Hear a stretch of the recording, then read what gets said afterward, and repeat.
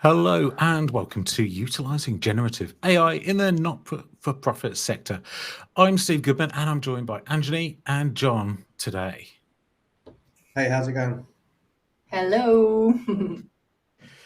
So, John, if you move forward the slides, and you can see I'm field CTO at Avania, and if we go through the introductions, I'll let John and Anjani introduce themselves. Ladies first, Janie, go for it. Thank you very much. Hi, everyone. I'm Anjani Bachus. I'm from Microsoft, working as an AI advisor for the workplace. Within the tech for social impact space, probably some of you know the work that we are doing. My educational background is in public policy and human development, and especially the human development part is something that I'm really finding interesting. So I'm really happy to be here today, to get to know you all, and also to see some exciting things we have going on for you in the space of fundraising. Awesome. John, your turn. Yeah, hi everyone. My name is John Jarvis.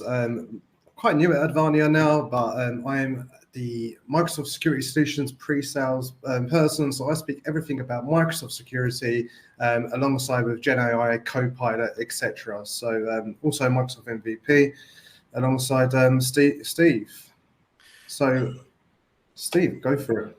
Yeah, and I'm field CTO at Avania, so I help our customers use most of the Microsoft Cloud together in the most effective way. So that ranges from Azure to Microsoft 365, whether that is end-user computing, but more commonly generative AI, Microsoft Copilot, and stuff like that. So let's go through. What are we going to be talking about today?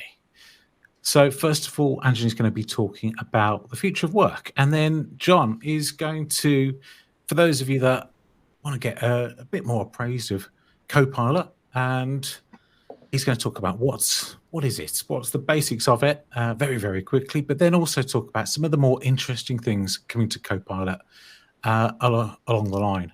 And then we're going to open the floor. So again, if you've got any questions or comments along the way, please do ask. And we're going to be doing a short panel session where I'm going to be talking to John and Anjani to get some of their real-world experience with this as well.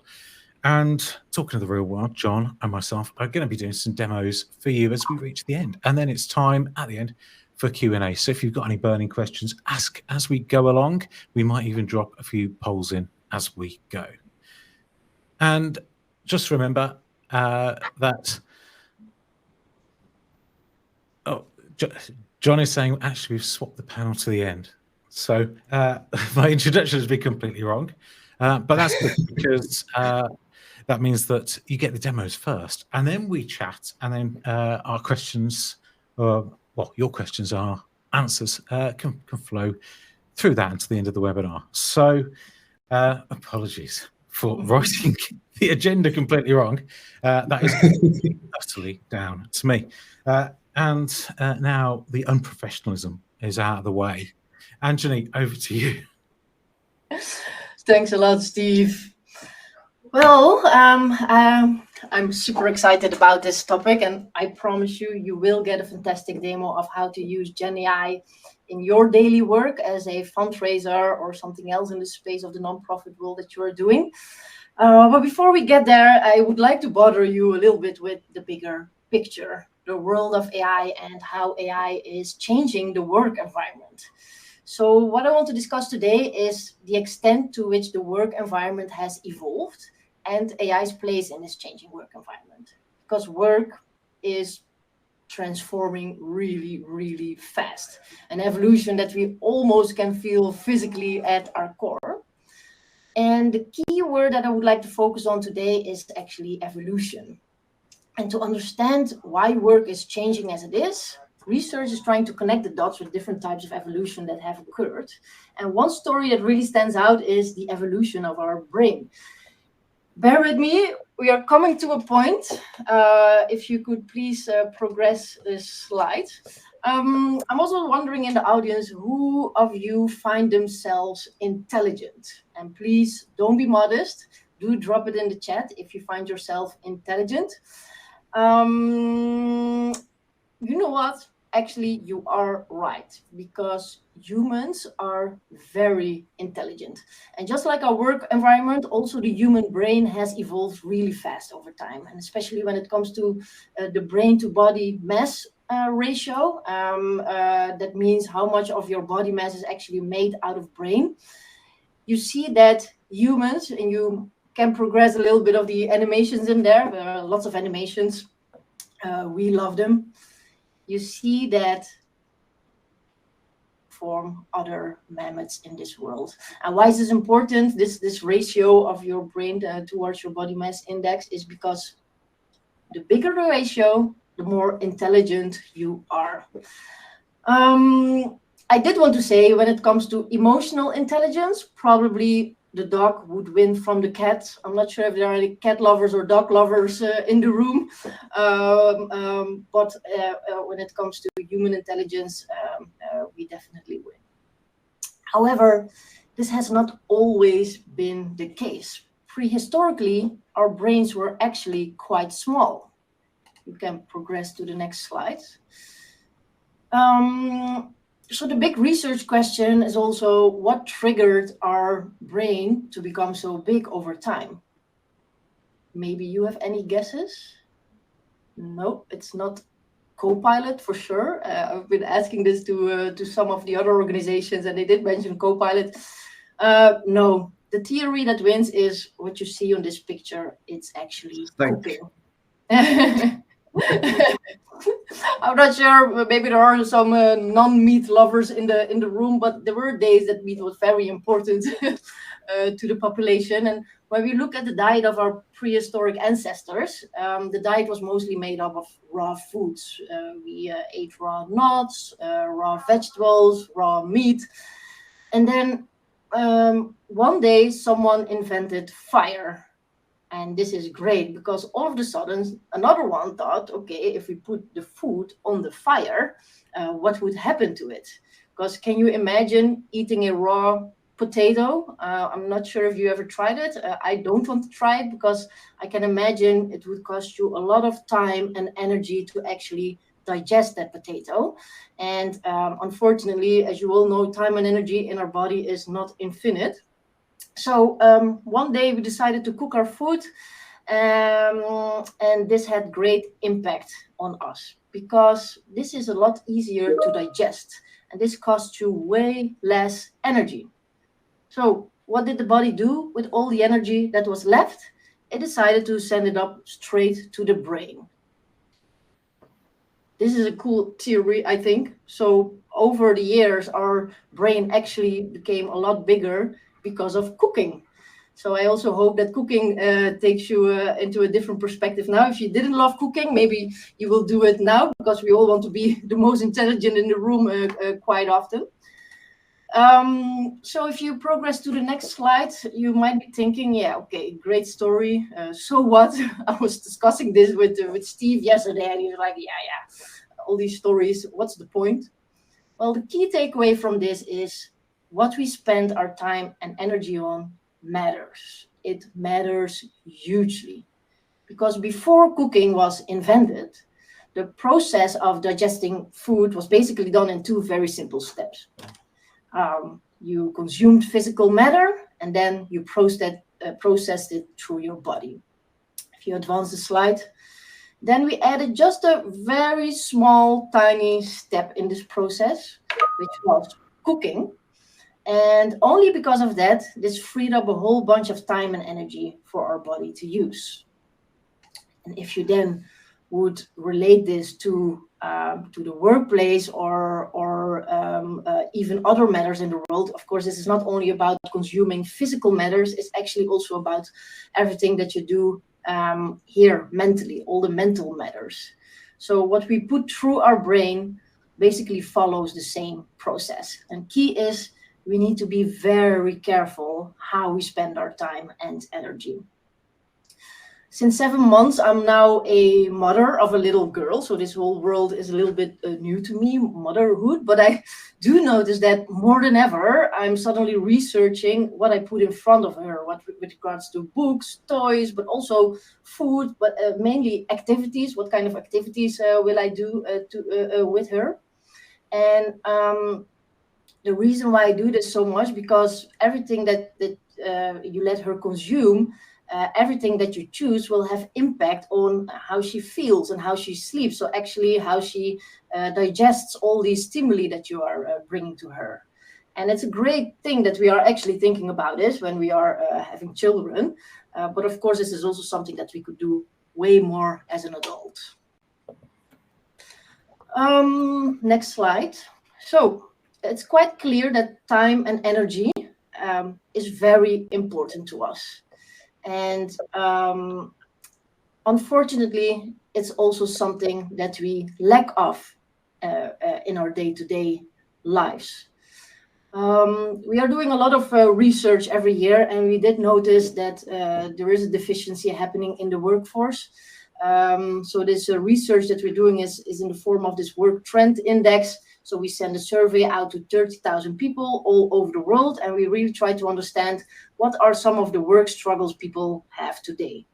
So last year in 2023, these are the figures from last year, people told us that they don't have enough time and energy to do their day-to-day work. And we have seen how tangible this time and energy is, and how essential those resources are actually to perform high. But apparently, we don't have enough of them in this roughly 40-hour week.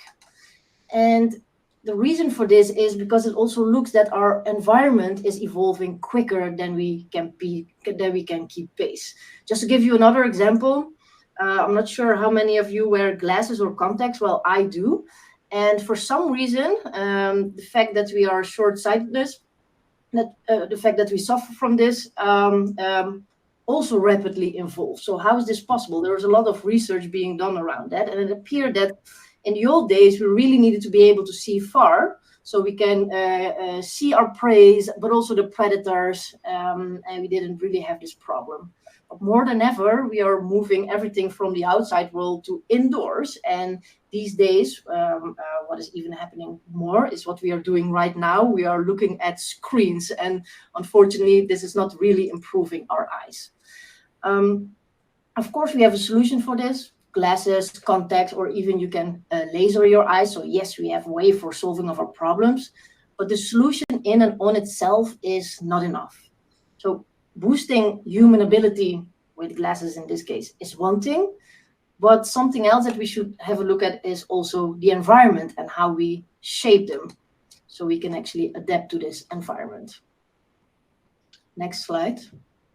And this is the most key to me. So when I first saw this, when I learned about this, this was really an aha moment for me.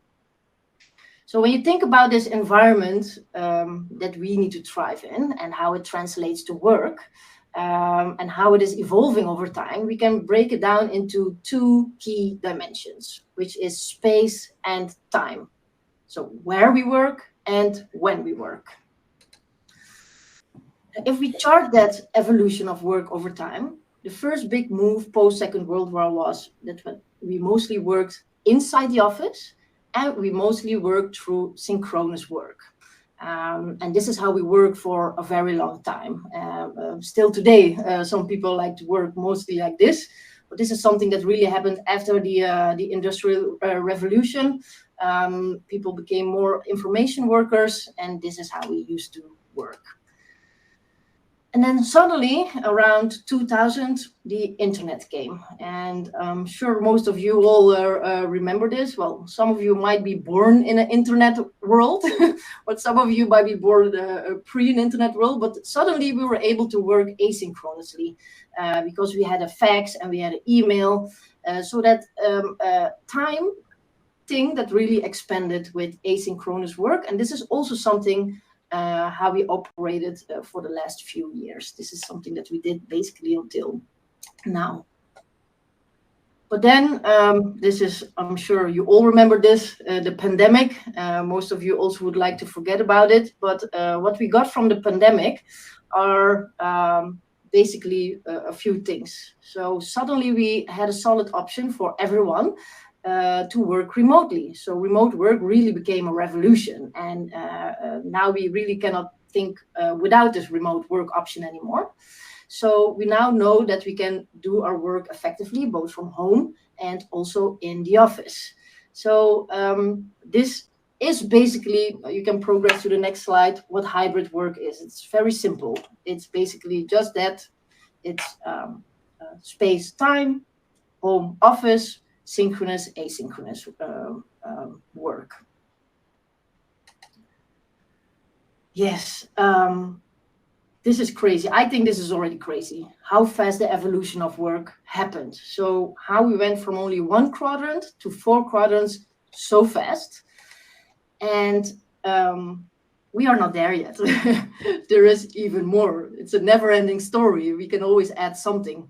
And well, this is what you are experiencing right now. We are in a fantastic era right now. So yes, you all have AI now. This is the next big shift in how we actually work. So if you progress to the next slide, well, if the 2 dimensions that we now know are work and space, the 2 dimensions that we know in work are now space and time. So where and when do we get work done? Where does this AI really fit in? And to be honest, it doesn't really fit in these 2 dimensions that we have here. We can progress. AI is actually a brand new dimension to how we work. It's essentially making our work 3-dimensional. So intelligence on its own has expanded, and this is great. You can find a lot of things about it, but this is actually really cool. So we don't need to rely anymore on other humans for our informations or for the choices that we make, because AI is becoming fully accessible to all information workers. So this means that we have this extra new dimension that we can work with now. So you can actually choose which intelligence you would like to use in your workplace. Is this human intelligence or artificial intelligence?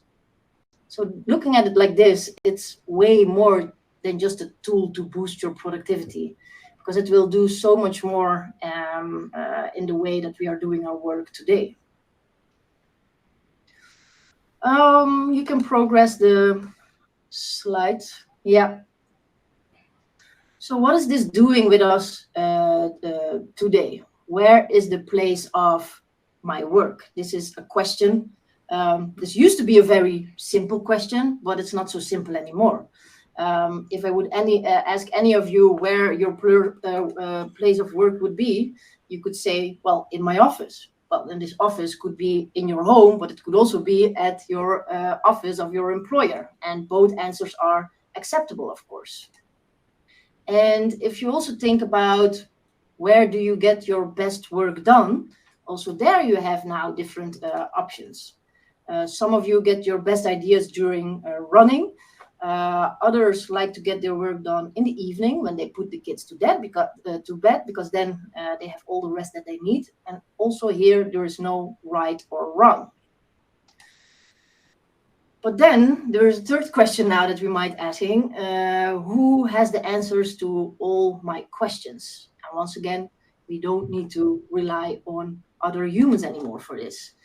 And this is interesting. We now have this human AI partnership where we can co-pilot. So at Microsoft, we use a co-pilot the same questions. And sometimes that might be even more efficient or more effective and even more enjoyable for some of you.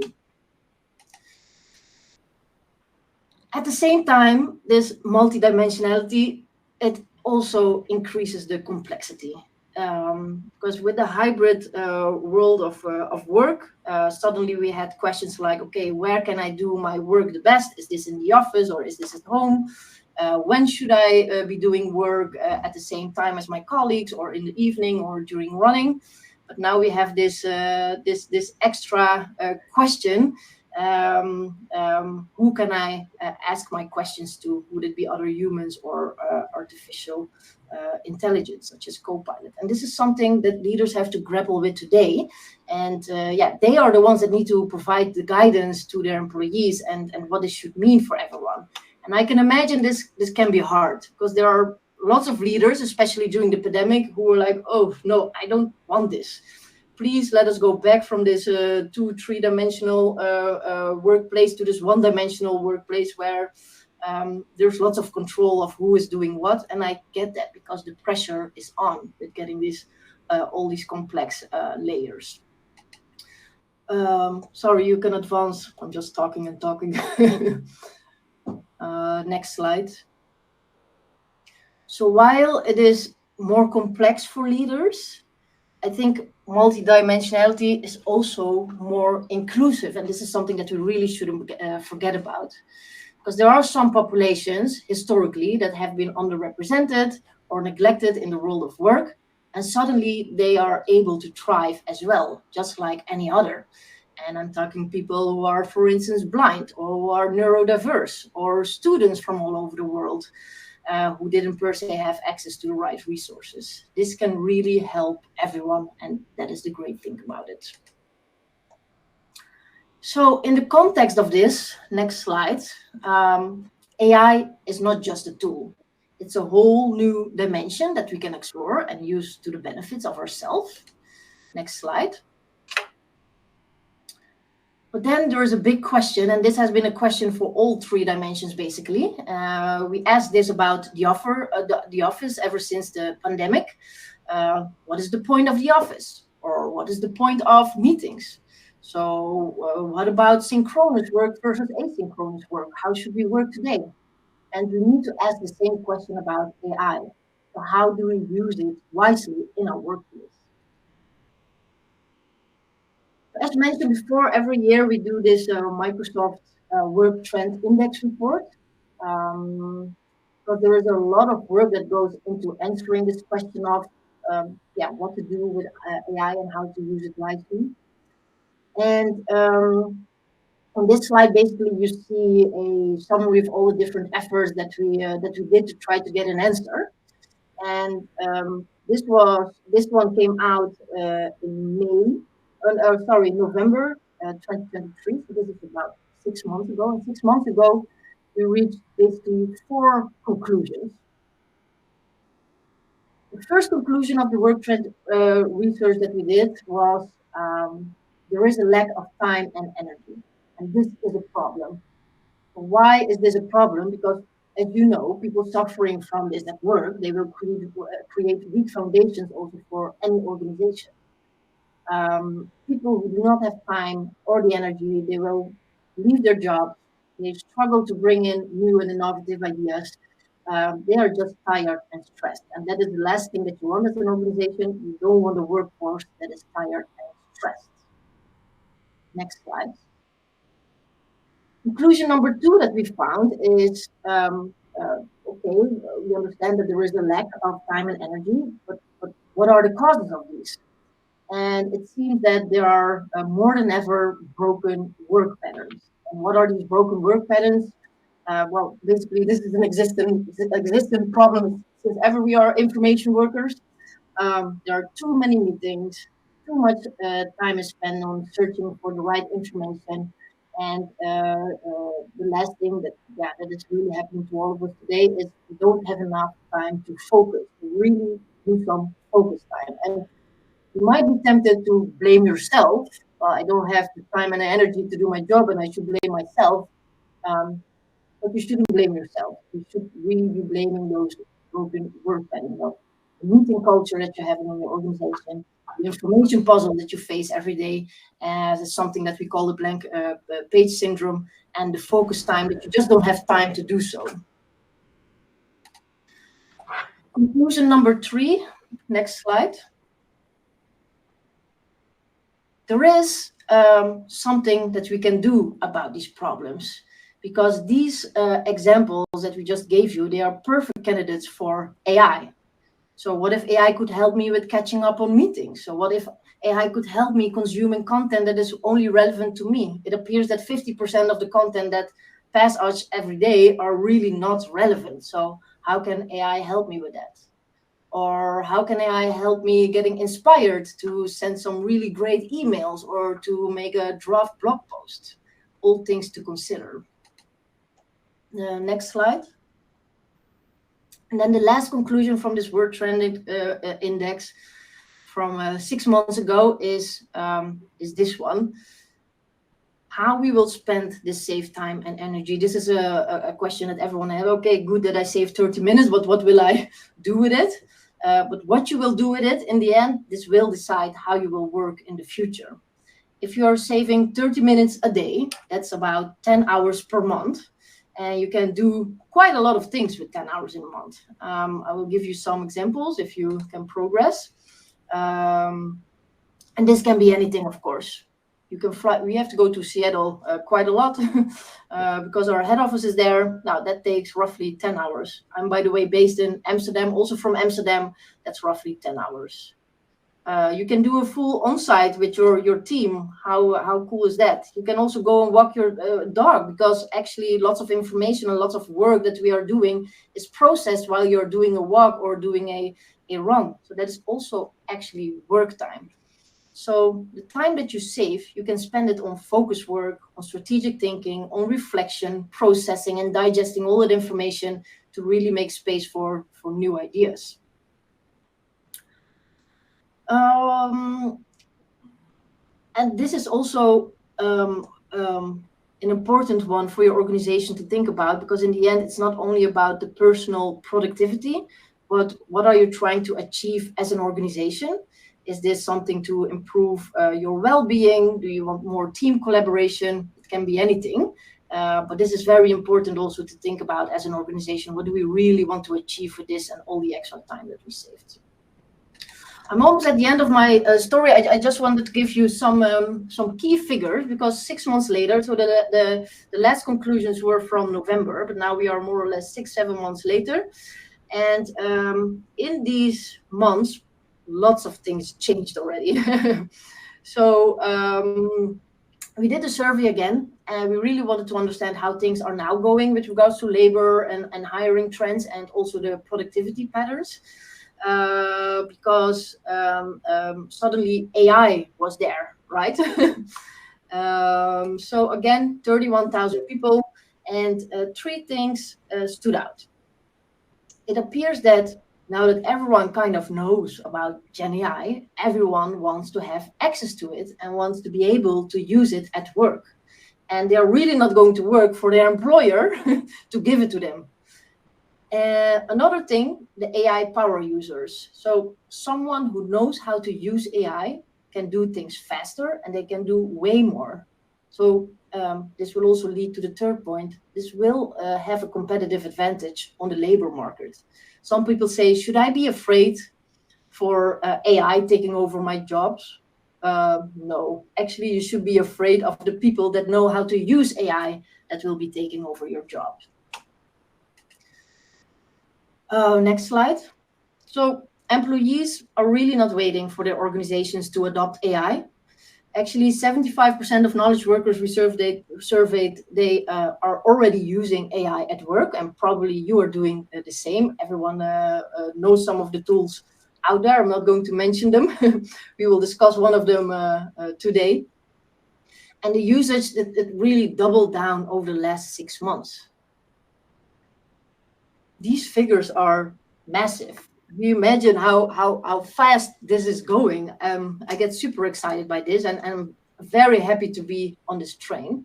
And this bring your own AI, it's not only for Gen Z. This is something that you see over all the different ages. And what is key in here is that employees see AI as key to getting their overwhelming workloads done. Also today, I am preparing this webinar. Well, we don't do it just like this. There is massive preparation behind this. And I must say, Copilot in my case also really helped me to prepare some of these slides. But one other thing that we also see is that currently employees, they do lack guidance from the organization about AI at work. They do need a vision and a plan for the top. So when should I use it? When should I not use it? And how do we deal with some of the ethical considerations of AI?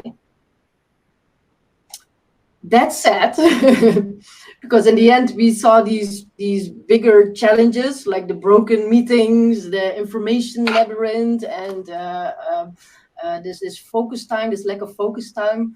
We still see today, 6 months later, with Gen AI, that people still spend 60% time of their 60% of their time, on mails, chats, meetings, and only 40% of creating. And creating, that is typically something that you do in that focus time.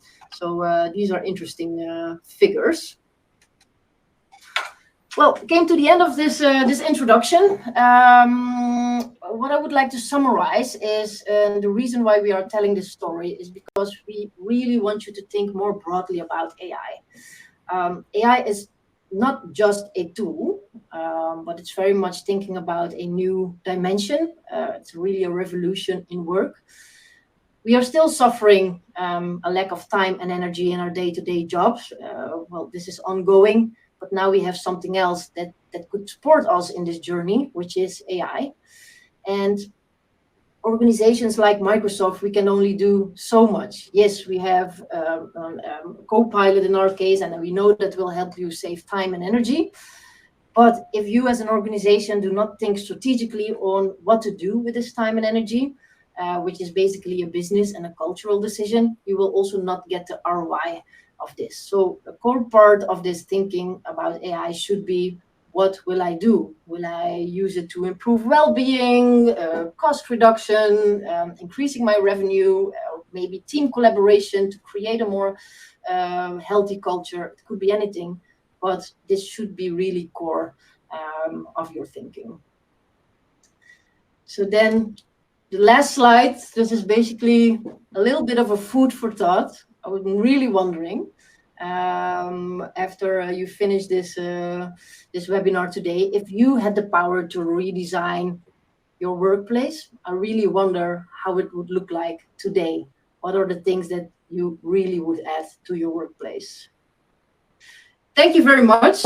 Now the really most interesting part is coming. Of course, how are you then going to use AI in your work as fundraisers or any of the other roles that you have in your non-profit space? So the mic is for Steve now, and probably John. Thanks a lot. Thanks, Anthony. So, John, I'm excited now to hear a little bit more about what's coming next in Copilot, because I know you've been completely all over it. But first, tell us a little bit more about what Copilot is for those of us who aren't super experienced with it just yet.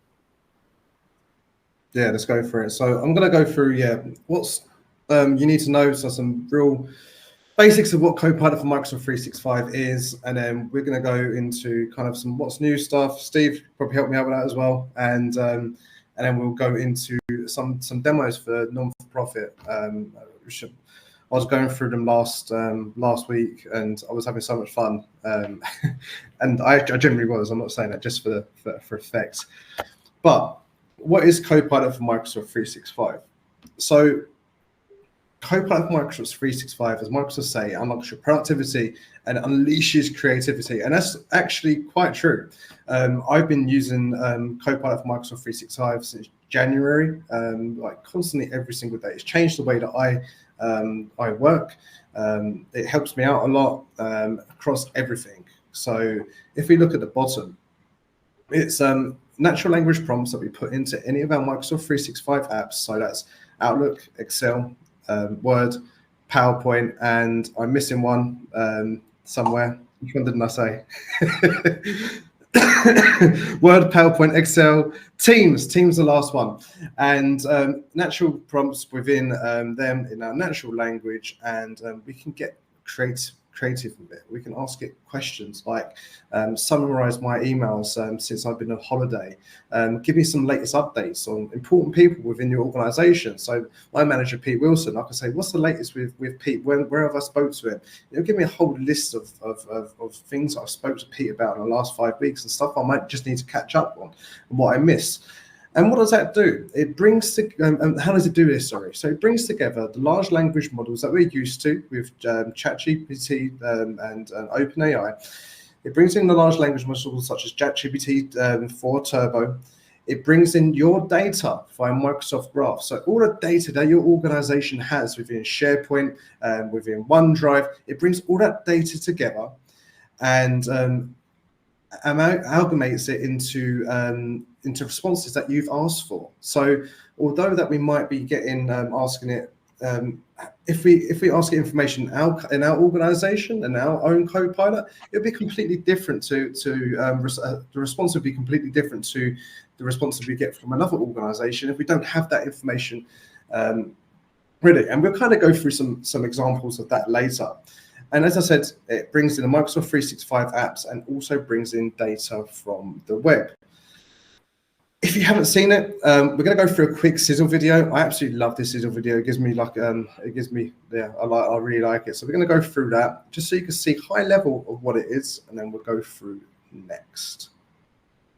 Let's play that.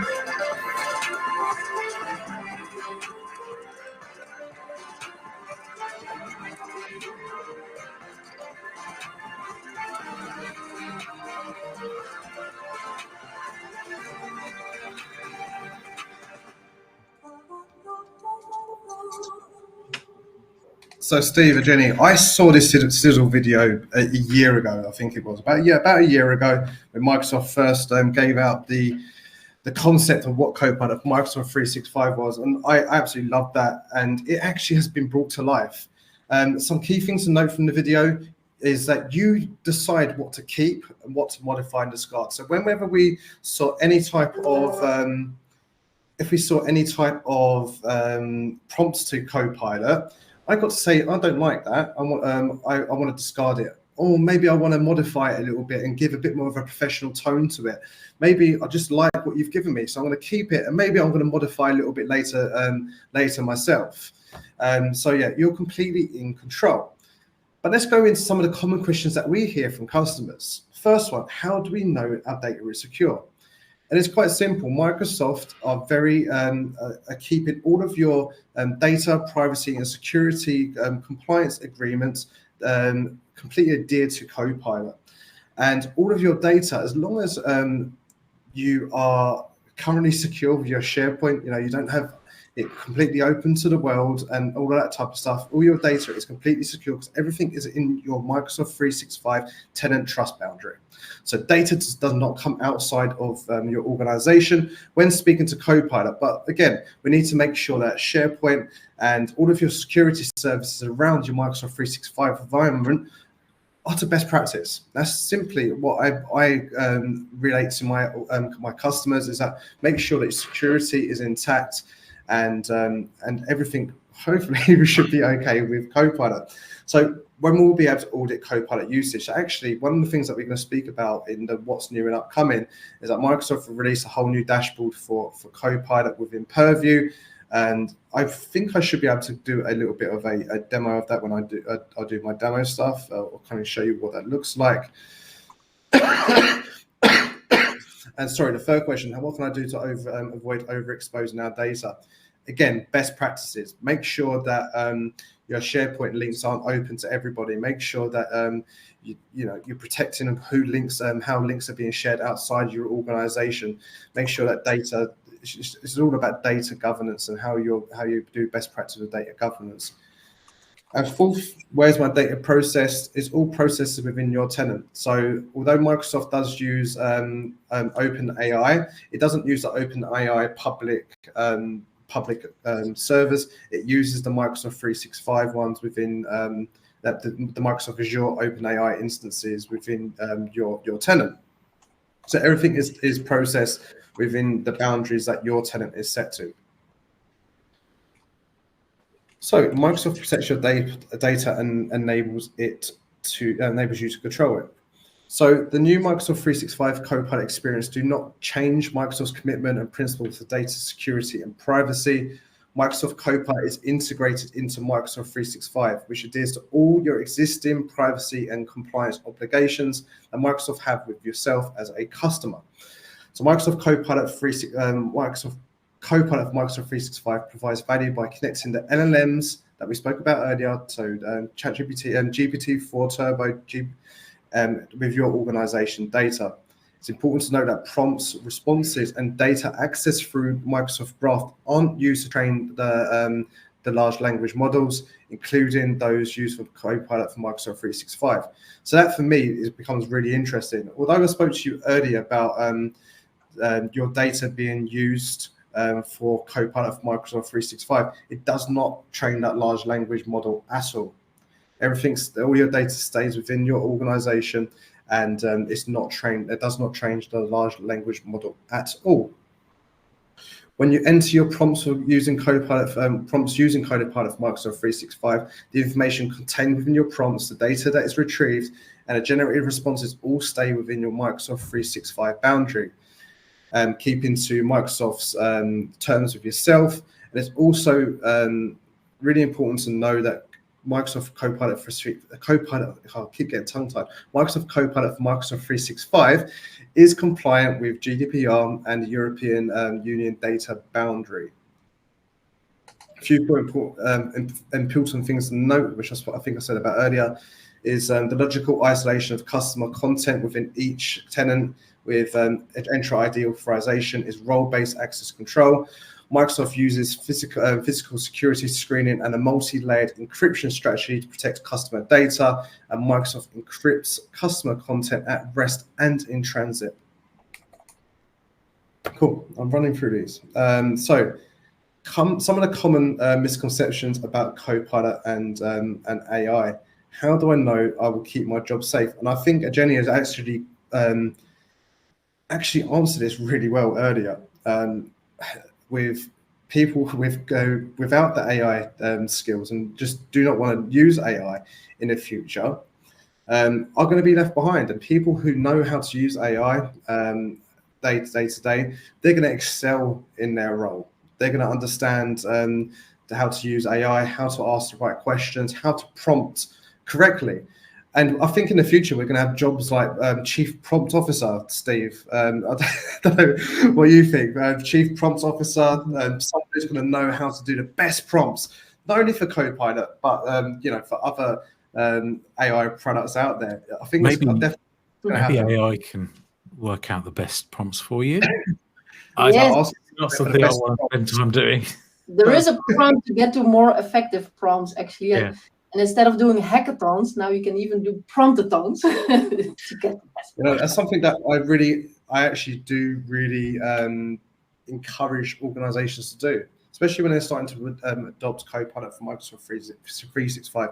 Are these promptathons? We've done one at Advania, probably done more than one now, but I was part of one back in May where we had, I think there was about 50 of us all in this on this promptathon. We went out to breakout rooms. We were all trying to come up with the best prompts to solve particular problems. And it got the whole of the business talking about, whole of 50 people within that meeting talking about it and understanding Copilot more, because we had lots of different levels of expertise when it comes to AI. But some people haven't really used it too much at all, and they're going, "Oh wow, that's amazing! I can start doing this for this." And it really does harbour that real good learning culture as these promptathons. So yeah, Jenny, that's a great thing to say. So Copilot is infallible. Oh, AI has full autonomy. So, Steve, I'd ask you that question. AI has full autonomy. What would you say about that? It doesn't. Oh no, So that's it doesn't have full autonomy. not yet. Not, We'll see the movie. it's not going to take over. It's not going to take over the world. And one of the things I said earlier is Copilot. It's there. Is fully controlled by yourself. So it's all based on what you've asked it for, and you can decide whether you want to use that data, that information back or not. And Copilot is infallible. Everything is going to be really good when we send stuff and when we get stuff back. Yeah, sometimes, most of the time, the AI, the stuff you get back, the data and some of the stuff that we get from Word and PowerPoint stuff, yeah, it's really good stuff. But you do have to tweak it. Don't understand that Copilot isn't a tool to get you to 100%. Copilot is there as a tool to get you to 70%, to give you a good base to work on. But it's up to yourself to give yourself a user voice, give your own voice to anything that you put out there, and make the tweaks, that 30% tweakage on top of things. So yeah, that's kind of my real key takeaway about using Copilot. You're totally right, John, because in the end, you are the pilot. And Yeah, Copilot exactly. is co-pilot, and there is a reason why it's a co-pilot and not the pilot, indeed. You know what? I was in the car driving my wife actually, and we was talking about Copilot, and I was saying some of the stuff that my wife also works in the IT industry, although not technical, but she works within the IT industry, so she's quite interested in some of this stuff. And I was saying, oh, I've done this and this with it. And I was talking about the demo that I'm doing today and also tomorrow, and I was like, she goes, oh, why can't you just do it all? I was like, well, it's actually called Copilot. I'm the pilot. It's working with me, so it's definitely something that we need to remember whilst using Copilot. And there is only one Copilot. So when we talk about Copilot, Microsoft has over 150 Copilots, either currently in production or in development. So we have Copilot for Copilot for Microsoft 365 that we're talking about today, but we also have Copilot for Windows. We have Security Copilot. We have Dynamics Copilot. We have Copilot Studio, and I'm missing out the other 140, but there are over 150 different Copilots. So there's not just the one Copilot, but we are talking about Copilot for Microsoft 365 today. So what's new and upcoming? So, I can't press next. There we go. So what's new and upcoming? Full functionality in Classic Outlook. I don't know about you, Steve and Ginny, but I use the new Copilot, the new Outlook. I have been an early adopter of it. I don't see the issue with it, but a lot of people are very passionate about using Classic Outlook. So full functionality in Classic Outlook has happened. Share Word documents and AI summaries. So this is yet to come out, but when we want to share our documents using the share link within Word, what we'll get is a summary of what's in that document alongside that share link. So I don't have that at the moment. Jenny, do you have that at the moment, or? I didn't test it yet, so that's the biggest question. We have it, but I didn't test it yet myself. Yeah, it's not currently on our tenant, but it does look really good. Having just a summary of what I'm being sent would be really good without me having to ask Copilot. Copilot Informs, so that's going to be in my demo actually, and Copilot Informs is fantastic, really, really good. I'm really excited to kind of share that later. It's something I've only been playing around with this week for a couple of demos and some of the stuff that I've been doing, but it's actually really good. Restrict and audit site permissions. So within SharePoint, we can restrict site permissions to site libraries to ensure that data is not used by Copilot. So why is that useful? If we've got particular financial data that we just don't want Copilot to have any type of access to, or personal files or HR files or any kind of example along those that stretch there. If we don't want Copilot to have access to, we can restrict the site permissions to stop the semantic indexing in the background from indexing it in, for Copilot. Top right, Copilot in OneDrive. We can soon we'll be able to ask OneDrive and put Copilot straight into OneDrive to ask it questions about the data within our OneDrive. So how much whereabouts, we can ask questions like whereabouts of the data for project X, for example, and it will tell us whereabouts what our data is and give us a summary of the data within that project, for example.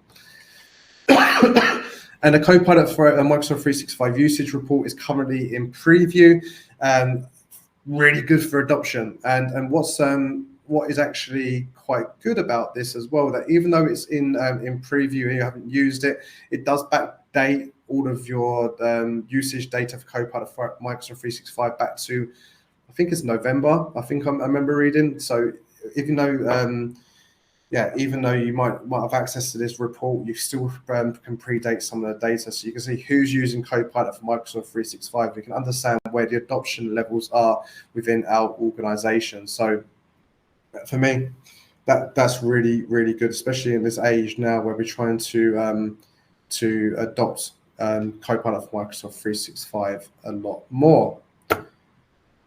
So scenarios for Copilot, Steve. This is the real interesting piece, one that I'm most excited about today. So, from chaos to Copilot, Florida's fundraising. That was definitely an AI generated title there, Steve, wasn't it? Yeah, it might have been. Maybe. So, I'm going to just go through some of the stuff that I've done, and I work for Advania. I don't know anything about fundraising, and I'm going to share a little something I've done with Copilot, and we're going to build on that through this demo. So last week I had a conversation with Copilot, and I said I need to start a fundraising event for my charity called JJ Charity, where we were aiming to raise £2,000 for sick children. Can you give me a list of tasks that I need to do to start organising this event? So I've come here with no experience of what I need to do to start organising this event.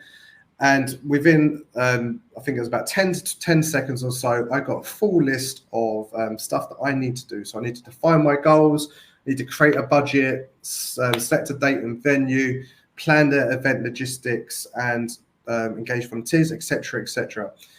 When we can see stuff like the one next to things, is taking data that we currently have within our SharePoint, and it's used that to kind of help build the response. So as a non-for-profit organization, I'm sure you do this fundraising events all the time. So if you've got documents within your SharePoint, this data here will be even better because it will take data from what you've already done as an organization. Then I might say, what are some effective fundraising activities? So now it's given me a bunch of different fundraising activities that we can do, such as auctions, raffles, pledge drives, etc. And we're going to go on to the next one. I asked for some tips for successful donor relationships. So I got some tips for that. And we're going to go into that in a little second. I asked it to then suggest some objectives for me so I can ensure that I have a successful event. So I've got a my financial goal. I got I wish it remembered earlier. So it remembered that I wanted to raise £2,000 for sick children. It gave me some donor engagement and goals. It gave me some sponsorship targets, ticket sales targets, social media reach, and all of that great stuff there. So then one of the goals that what I then done is I went down to Teams, and I'll bring this over in a second. And I went to, sorry, a little bit all over the place on this bit here. I was then able to take all of that data that was in my goals there, and put it straight over to Planner, add it to my to-do list. So it was really easy then. I'm just able to copy and paste the data across to Planner and give myself stuff to my to-do list. It's also worth noting I could then I could then bring other people into this planner and share this with different people and assign tasks to different people if I wanted to. So if I wanted someone to look after the donor engagements, I could then assign it to people within my organization and start doing some progress stuff with that as well. But the next thing that I needed to do was actually send an email to a potential venue. So I asked Copilot to then compose me an email to a potential venue inquiring about their ballroom.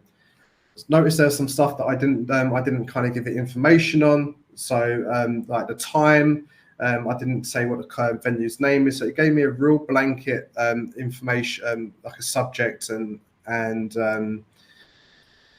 context about what the charity is, what it's going to support, what the fundraising target it was there. And all I need to do then is go to copy and then go over to my Outlook and send that straight into my Outlook. So there's some things I'd need to do here, like copy and paste that off and start to add in some of the information that was in that there. So I've got really nice, a really nice email there to send to an event. So with that sent, I can start to do that to different event venues, and I can start building out my event from there. So then I asked it, can you put together a PowerPoint presentation deck which I can send to sponsors to convince them to help reach our goals? So something to note, you can't use Copilot here to then generate something in PowerPoint, okay? But what it does do, it gives me a good slide outline of exactly what I should create within PowerPoint. Okay, so that's good. What I like to do then is I like to go to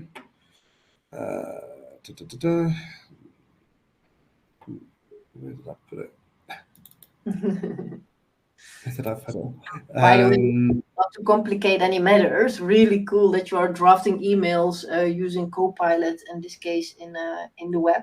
But you can actually do this straight from Outlook as well. So for the ones that do not like to copy and paste too much, inside Outlook you can also now draft your emails, which is pretty cool. And then I can even coach you on that email.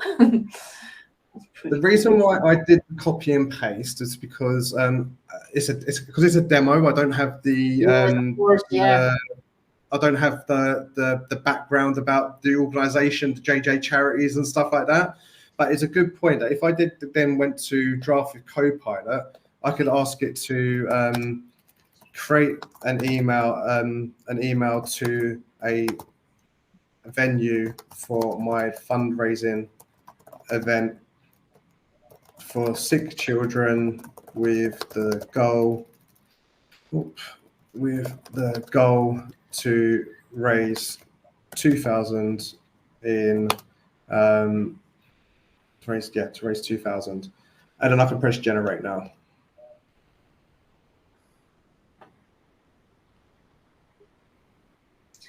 I must say this is pretty awesome. Especially when we need to write some serious mail. This is when we have this blank page syndrome sometimes, or we really need to do some focus work. So I've got a bit of a problem at the moment. It's like the last time I've done it, I asked it to do it in a poem, and so then it's written it as a poem. But I could go to edit prompt and go make it longer, make it shorter, make it formal. But the last time I've done it, I said make it a poem. So yeah, it's now making it a poem. So I'm going to make it a formal response now. So actually really good for a demo. It's now not going to make it a poem. It's actually going to make it quite more, a bit more realistic. Formal. And I can then go, oh, I actually still done it as a poem. Please don't write as a poem. Please do not write it as a poem. That is quite funny. Oh, I pressed keep it instead of revise, but it's done as a poem because the last time I done it, I asked to make it a poem. I should have put "do not make it a poem," and it would have written it not as a poem. I don't send all my emails as a poem, but it was just something that we thought was quite funny. As a venue owner, I wish to receive more poems on a day. So what I'm going to do next then is actually show how to create a presentation based on what we've done just here. So I need to, as I said earlier, I need to put it into a file, which I've done. Where have I done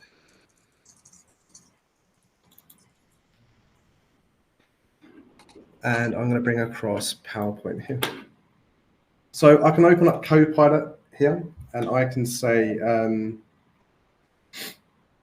I'll open up Copilot here, and I can create a presentation about. So it gives me some prompts what I can do here. So create a presentation about, and I can tell it exactly what I want it to be about. But then I can say create a presentation from file and do, is it demo? TSI. There we are, TSI PowerPoint presentation for donors. So something I created earlier, TSA webinar PowerPoint presentation for donors. Press send on that.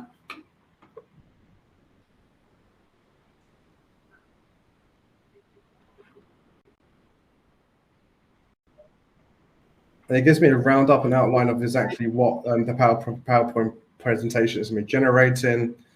And then it starts to go off and generate some slides. Notice I've done this on a blank background and a blank template. If you've got an organization template that you want to use, you can use that as well. What I recommend with that is opening up the template, deleting all of the slides in the template on the left-hand side, and then asking Copilot to then create it, and it'll bring everything into your own template.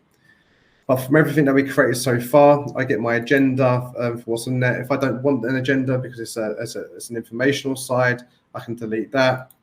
And everything that we created earlier, we can start to have a base of stuff that we want from it. But it all takes everything from the PowerPoint, from the Word document that I created down the bottom, and it gives me a good foundation for what we've done earlier. So again, I can ask it for the press release as well, and it gives me a whole information. It gives me, so for my marketing aspect of it, I wanted to press release. I've asked it to create a press release for the event, so I can send to several news outlets, and I've done that there. And I can again send that to people within the press for that. I've then told it we've booked the Hammerstein Ballroom for the event, and it said great news. And what it's going to do, it's going to remember that I've booked the Hammerstein Ballroom. Hammerstein Ballroom is actually in New York, but it was the first one I could think of. And it's remembered that for future instances. And I've asked it for some of the catering events for the event as well. So I've got, again, at the moment, whole back-to-back on of everything I want so far. I can view prompts as well to get some ideas of stuff that I might need. And now I might just ask it, now we do it live, can you build me an agenda for the event, which will start at 7 p.m. sorry, with introductions and end at 10:30 p.m. And now it'll go off and start to create me an agenda for this event.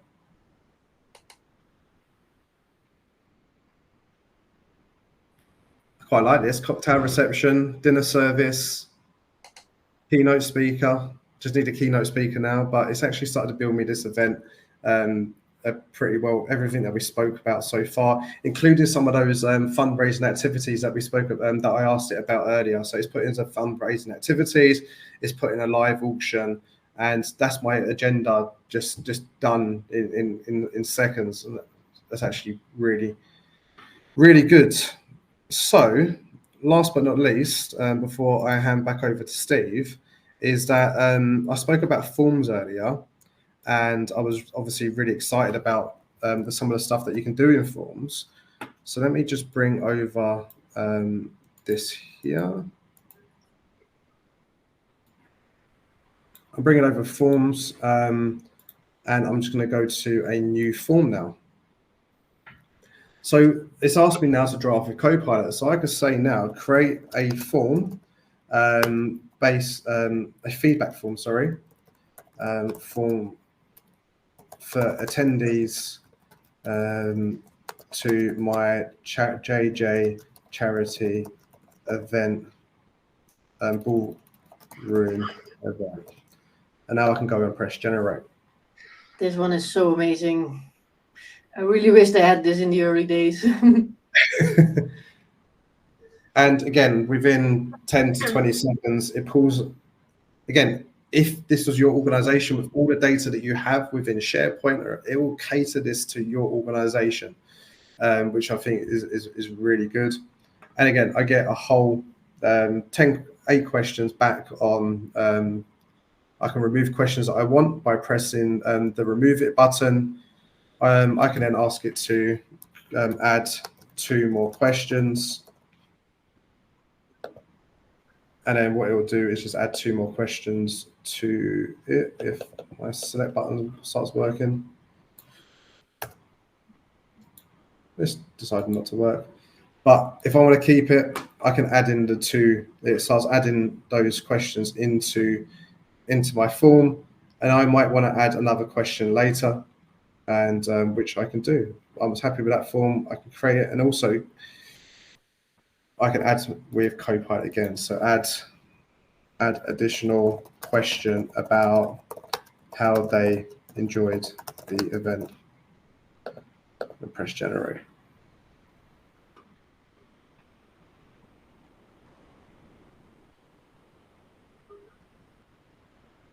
Keep it, and I've got how did you enjoy this event? And I can go through and edit that to required. I can edit that to a long answer, and that's completely customizable after. Again, I think I'm going well over time, so I'm going to hand back over to Steve. I hope you've seen something out of this, and any questions, please feel free to answer them at the end. Thanks, John. I am now going to show you something that's going to be a little bit of a different speed here, which is how we can connect it with external data. And I don't have a charity fundraising system, but I built a pretend one for the purposes of this. And by pretend, I mean data that would sit outside of Microsoft 365.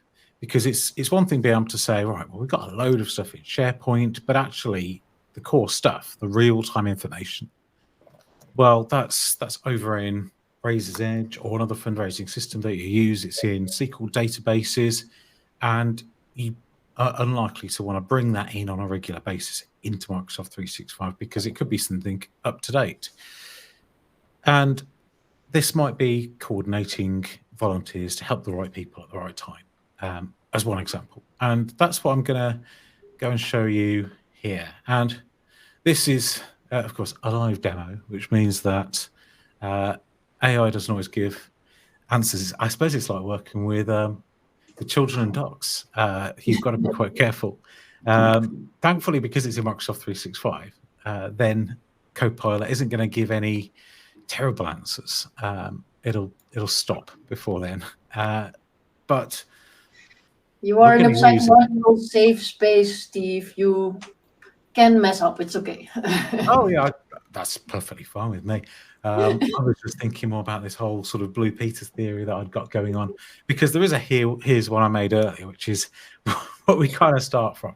Now, getting data in is pretty straightforward. So I've got data. This is my imaginary database for my volunteers, workshops and beneficiaries, and I've made up a charity. It's not a real charity, obviously. It's called the Creative Empowerment Trust, and we the Creative Empowerment Trust are dedicated to empowering individuals from disadvantaged backgrounds to thrive in the rapidly evolving landscape. I got AI to write this description, can you tell? It's named after the blending of creative and Eve, symbolizing innovation and new beginnings. We focus on bridging the digital divide. Basically, I asked it to generate, I should have just told you what I wanted it to be. I didn't need AI for this. I'm worried about people getting left behind with AI.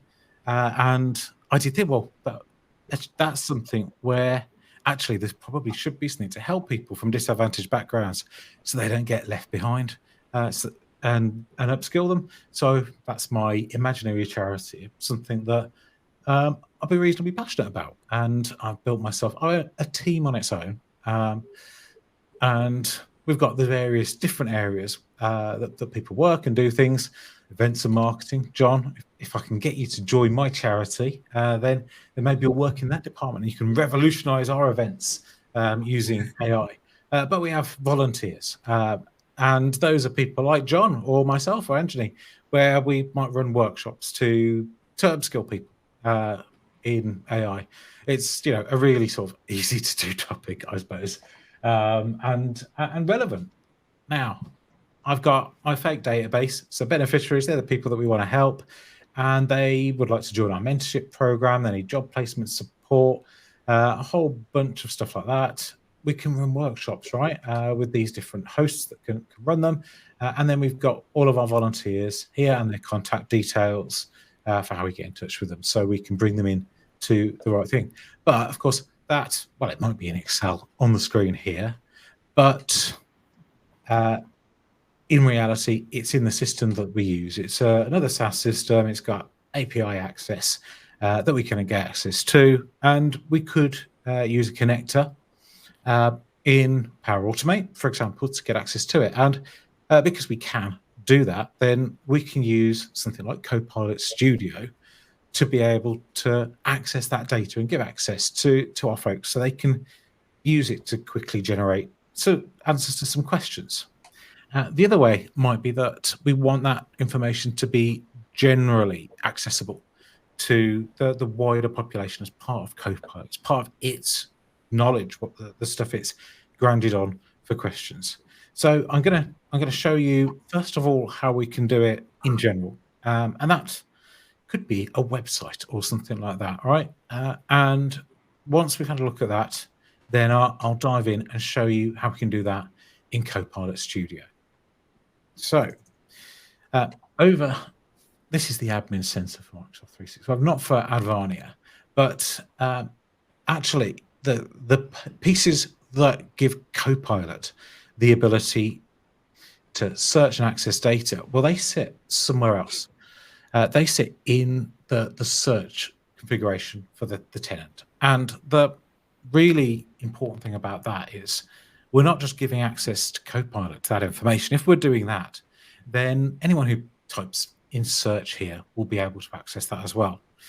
And when we give access to groups of users, access to that information that we're going to give them access to search and then use as part of normal Copilot day-to-day usage, then we need to make sure that it's permissioned correctly as well. So when we're connecting it back to data that might live in an external system where not everybody's got access to, then the Microsoft Graph connectors, the bits that plug the search capabilities in Microsoft 365 into different data sources outside of Microsoft 365, do have the capability to respect those permissions.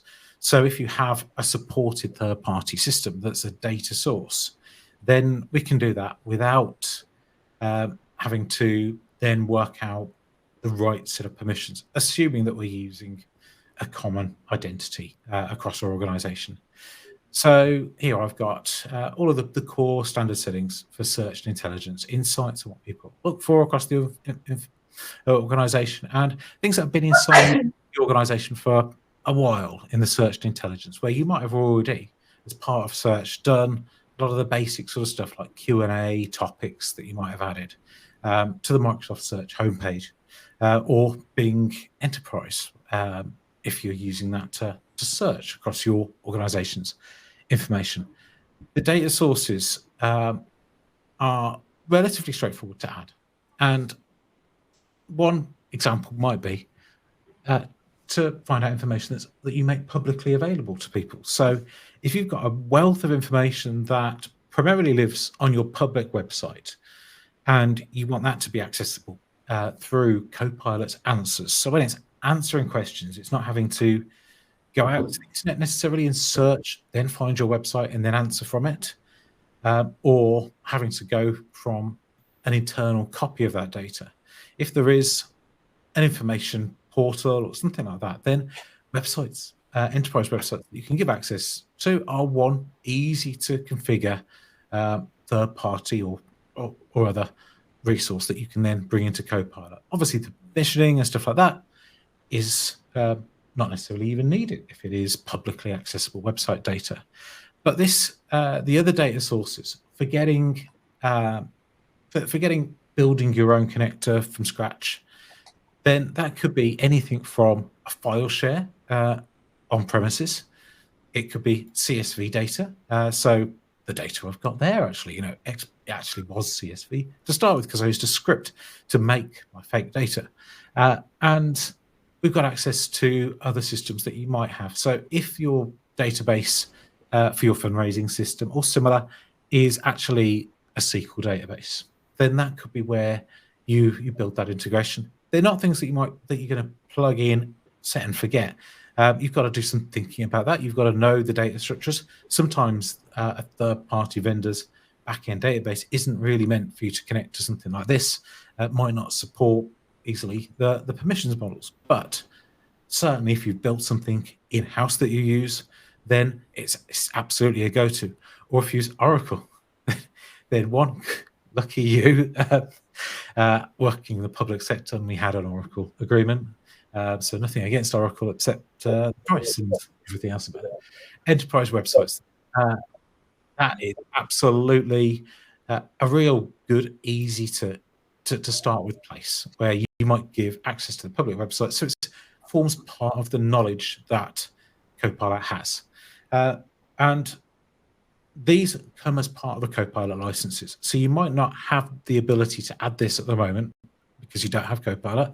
You could buy add-on licenses for graph connectors as effectively a premium add-on, or get them as part of Copilot as well. So here you would give it the connection icon, what people see in search results, and then you've got effectively what's going to then be indexed and then made accessible to Copilot.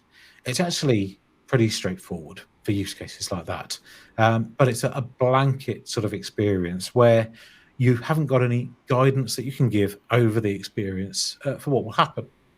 It's just part of the general responses that a user will get, much like if they asked about a problem to Copilot today, and it's answering from the organization's knowledge in SharePoint, and it's answering from its general knowledge, then this is forming part of those answers with, of course, references to the data it's used. Now, I'll go to a different angle on this, which is where you can do almost anything that you want. Now, if you've been looking at building generative AI applications, then you can absolutely build them with projects that Microsoft themselves provide as open source foundations for this. So Microsoft provide the semantic kernel, which is effectively like a big underlying framework that somebody developing in C# or Python can use as a starting point. You can use the Azure AI search tools to build retrieval augmented generated applications, and you could build your own Copilot from scratch, right?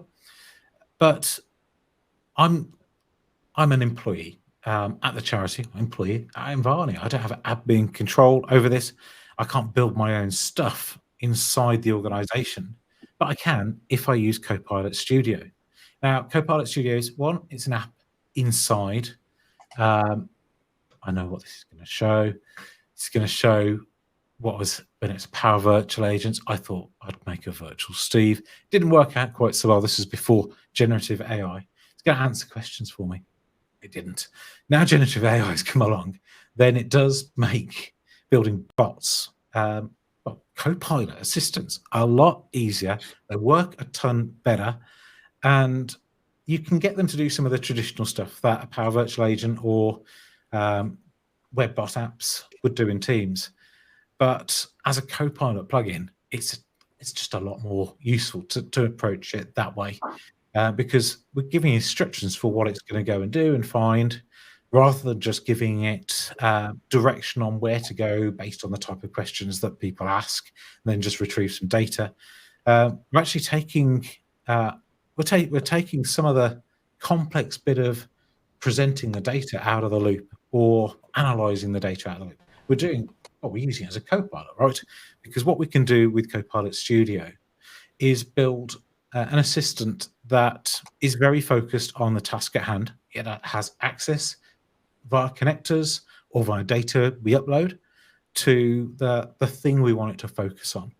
And then we can give good instruction to it so that people can ask questions about it, and it can help with the process as well. So in this example, and for time's sake, I won't get to the end of building this, but I might jump into the things I built earlier because it takes time to index and so on. But I'll go through the process. We've got Copilot Studio here, and then we've got the new Copilot Studio on the web, which is even better, I would say. And there's the one I built earlier, but I'll go straight back to the homepage. Now, there's a Copilot to help you make a Copilot. I mean, how good is that? I do like that. I mean, if you're building apps today, right, you'll probably use generative AI to help build the application. You wouldn't build it from scratch. So why would you do this way? So I want to create a volunteering app. So what is my assistant going to be? It is going to be a Copilot that is going to help my employees match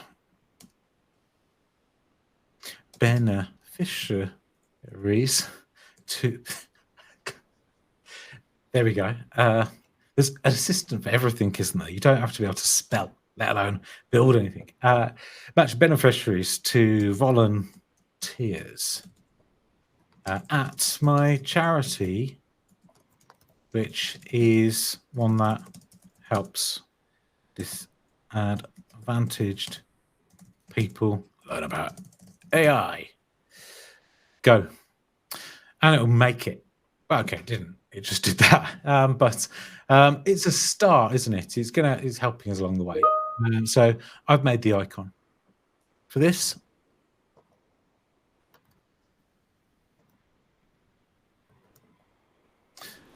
And save it, and I go through this process. Now I'm going to switch back to how it looks at the end.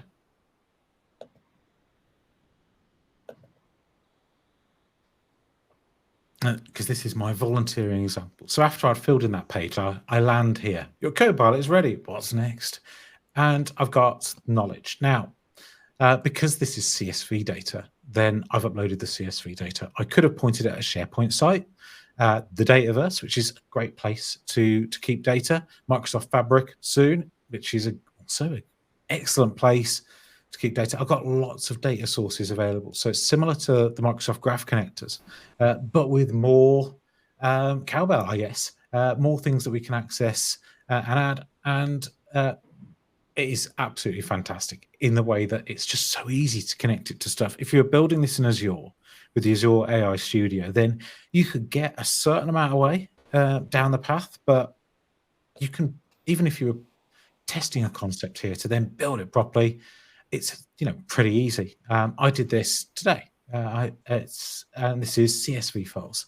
Now this is a really simple Copilot assistant. So it's got a few examples in here, and I've added this as a topic. And actions will allow us to improve the experience. But for here, I've just got a topic, and it's going to do a generative answer. A generative answer is something where it's a bit like if you were to use Copilot or ChatGPT and upload the files and then type a really good prompt for it. So I've got trigger phrases that point us down this path. And then with this create generative answers action, then actually it is no different really from good complex prompting, I suppose, of a private chat GPT, that's our product that we make, a chat GPT type experience where you're giving it the data. So I know that at this point it's got the data and knowledge that it's got access to these data sources that it can retrieve the data from. And I could add that it can use its own knowledge as part of the process. change the content moderation of this as well, but I can also guide it. You're an AI assistant that it's just a normal prompt right at this point that is going to be passed to the OpenAI engine underneath, and to help it along the way. The great way of prompting is always to give it a job, tell it what it's supposed to do, and give it the right information it needs. It can probably work it out, but to get a better result, tell it what you want it to do, and then at the end, that you probably do this yourselves if you use some of the raw ChatGPT stuff or Claude. Answer as completely and accurately as you can. Do not make anything up. For example, you can add all that to it. And from this, we should be able to ask it questions. So we should be able to, if it's indexed it in time, and this is testing it before I publish it, let's give it a question. Volunteering example. I use AI to answer your questions. Brilliant. That's fantastic. We can use speech to interact with it as well. Could try that, maybe not. Let's not do that because it could go badly. But let's ask a question of it. So, what do we want to do? Give me some. Provide some examples of volunteers that could help our beneficiaries.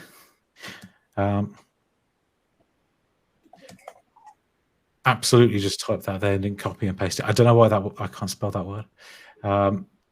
And then in this test mode, it's showing us what it's doing, and I've not finished this quite yet. So the steps on from here, I should have deleted actually. But if I delete these out, yep, don't need that. Then you'll see the first answer back. So volunteers who could assist your beneficiaries include David Jones, Eve Brown. Okay, so, and if you wanted to know more about that, I deleted the last message in here. It's easy to test as you go, right? So let's start the whole thing again. Now I've made a little change to it. And this is, how easy is this? This is like not even a complicated Microsoft Power Automate or similar. This is pretty easy. So, and that should give us those answers out the back of it. And then we can go and ask more questions. So, what does David Jones do, and who could he help?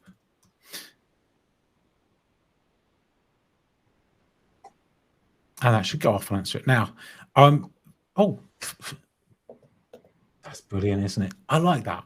So let's ask what beneficiaries you could help.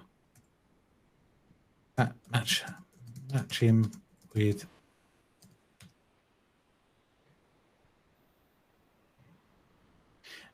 and this is what we'll publish into by pressing publish into Microsoft Teams. And through channels, we've got this. I'm aware of the time, by the way. And then we can publish it into Teams, telephony, websites. It could be something that goes further than Copilots go, right? But in our example, this is for people to use, and it will go into the team. It'll be something that they can all use together as a tool. I'm aware that our demos and our chat sort of overran our panel discussion. That's only a third my fault, but just aware of time, and I know that everybody else has other places to be. I just wanted to hand over to John and Anthony to just give a bit of a summary as we go through any of the Q&A that we've got along the way. John, Anthony, do you fancy taking Alivi's question? Can Copilot take minutes from within Teams calls? Yeah, so we've been discussing that on the little thread there, but yes, it can. The issue I think that Alivi's having is just licensing. So Copilot for Microsoft 365 is an additional license on top of your normal business premium, Microsoft 365 E3, E5, etc., etc. So when users are given that license, it takes a couple of hours or so, but you'll start to filter through to your Microsoft 365 apps, and you'll start seeing it in Teams, Word, Excel, etc., etc.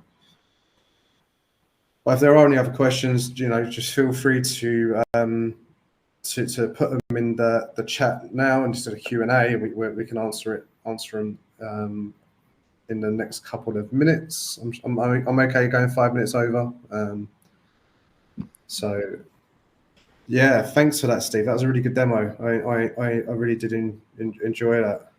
And Jeannie, thank you for your time. It's really interesting for me thinking about how our brains have evolved from doing before we ate meat to how we are now, and how AI revolutionizes everything. As I said, I've been using it since January now, and it's definitely changed the way that I think. It's probably my go-to way of doing things, if you get what I mean. It's a different way of doing things, isn't it? Because you're using it to create a first draft rather than writing a first draft and then reviewing it. So you almost work back to front. And if you're trying to get it to generate the perfect output, then you end up probably wasting more time, don't you?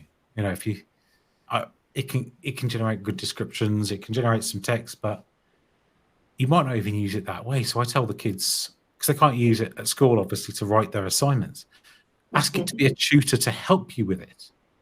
And that's what they'll use Copilot through Bing for. Ask it to be a personal tutor to help you write this assignment about poetry, and then use it for tips and tricks, how to structure it. It's using the stuff the right way to be of advantage.